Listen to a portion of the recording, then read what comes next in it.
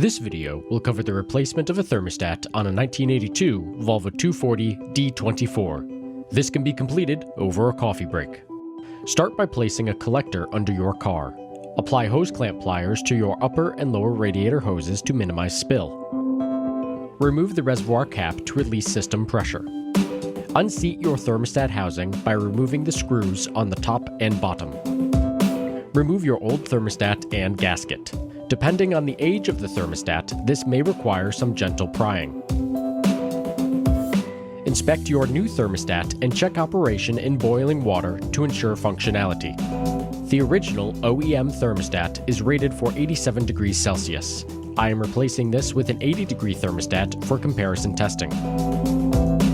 Place your gasket on top of the thermostat and replace your thermostat so that the spring is seated inside the engine. If your thermostat has an arrow, face the arrow upwards. But in actuality, the orientation makes little to no difference due to its position on the D24 engine, and resecure the housing with the two screws.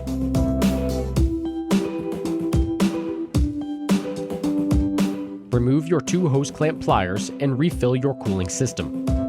Start your engine and bleed the cooling system of any air by engaging the heater and disconnecting the cold start thermostat upper hose until the car reaches operating temperature.